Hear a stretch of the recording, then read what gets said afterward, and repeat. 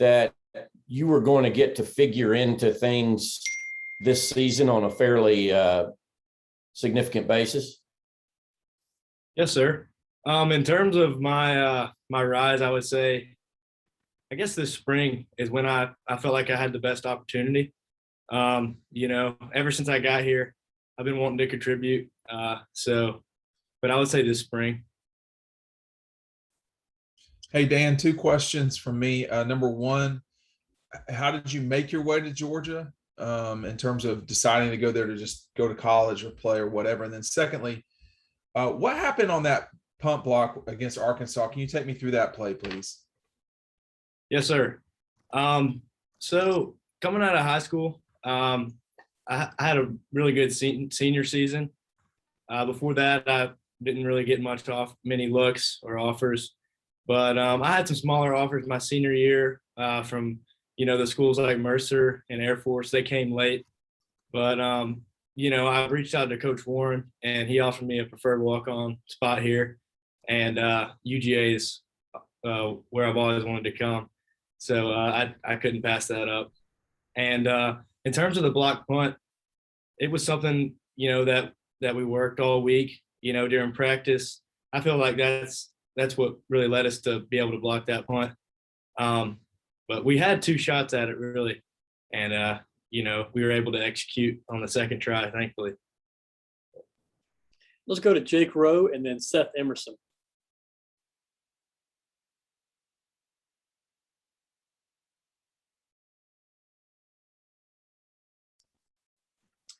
Seth, go ahead while we're waiting for Jake.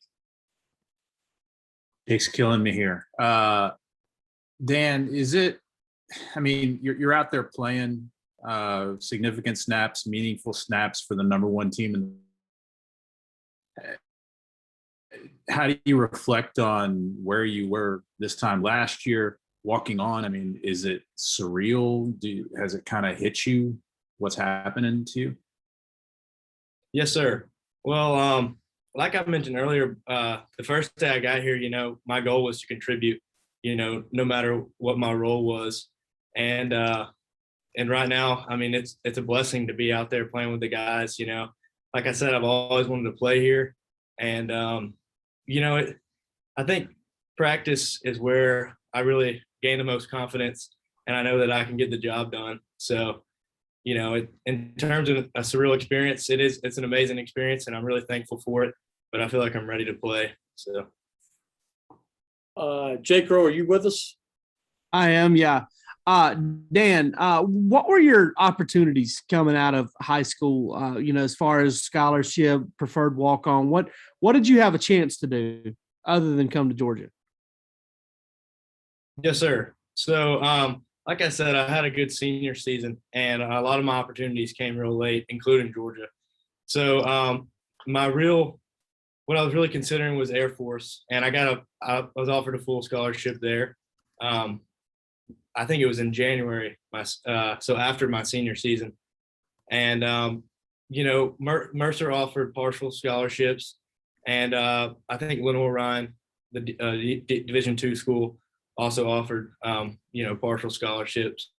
So in terms of that, not a whole lot, but, when this opportunity came along, I couldn't pass it up. And ever since day one, I've been, working as hard as I can to be able to contribute. Let's go to Chip Towers and then Anthony Dasher. No question for me, Steve. Sorry about that, Chip. Go ahead, Dash. I appreciate it. Well, I know Coach Martin, said some nice things about you, but when he talks about you being accountable, what does that mean? Hear your head coach say that? And also, if you are, Dan, if you are asked to have to start this week, and if Chris isn't able to go, how ready are you for that opportunity? Mm-hmm. Well, obviously the respect from Coach Mark means the world to me. And in terms of accountability, that means a lot to me as well, because I feel like I am ready and I know my role whenever my opportunity comes. And if it comes this weekend or next weekend, or not next weekend, but whenever it comes, I'm going to be ready to play. So, and I think that comes from practice and confidence. And, this is my third year here. So I feel really confident in myself. All right, let's go to Mike Griffith and then Mark Weiser.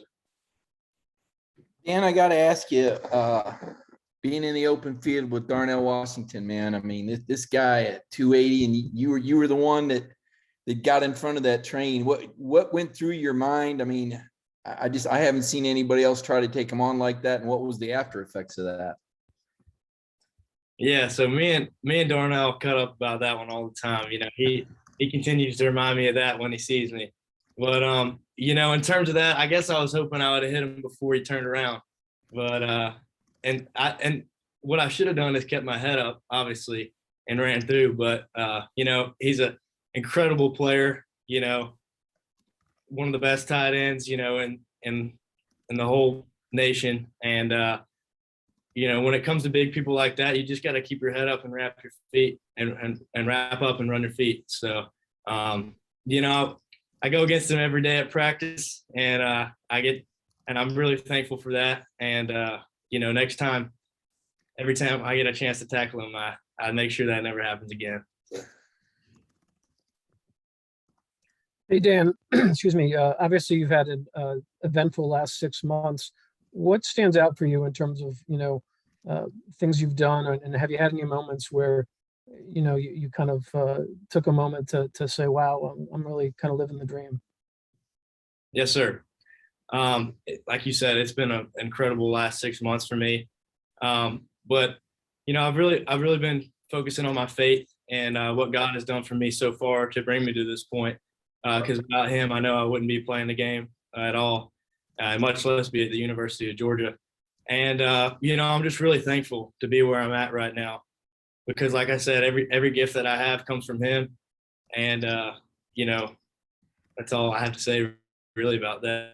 I would say when I look back, I'm just thankful for the answered prayers and the confidence he gives me day in, day out to do his will. Let's go to Palmer and then Tyler.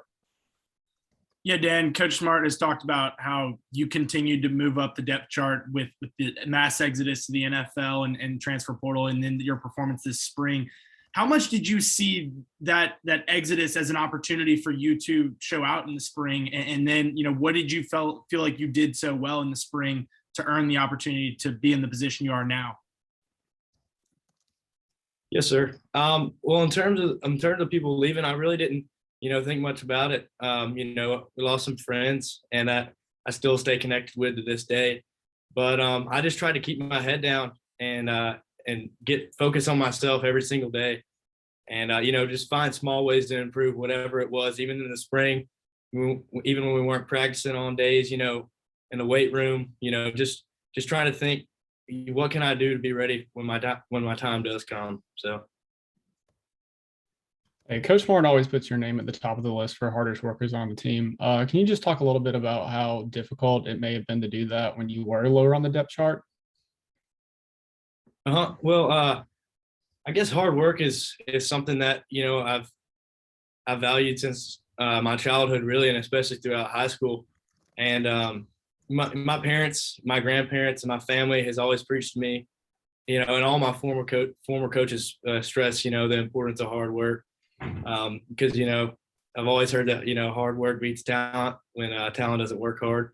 And I just try to think, what can I do every day to put myself in a better position for tomorrow? So just take the small steps.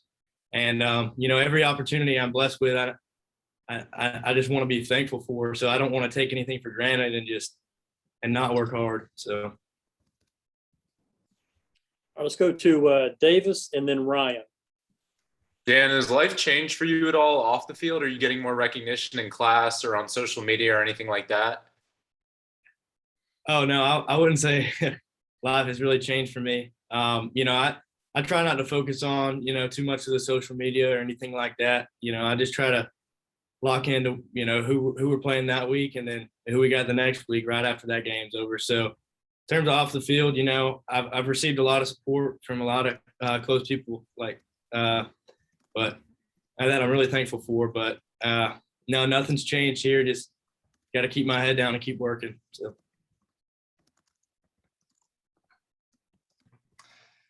Hey Dan, was there, obviously you're working hard, you're grinding, and Kirby has talked a lot about how you always show up at practice. But over the last 6 months, year, was there maybe one moment where all the coaches or the players turned their head and they're like, "Whoa, look at Dan Jackson." Oh, I can't really think of a moment in particular. Ever since I got here, I feel like I've had a great relationship with all the players, and no matter if it's me or anybody on the team, if you work hard, that doesn't go unnoticed. And in terms of the coaches, like I said, I've always had great relationships with them since I've been here, and I respected everything they've done for me.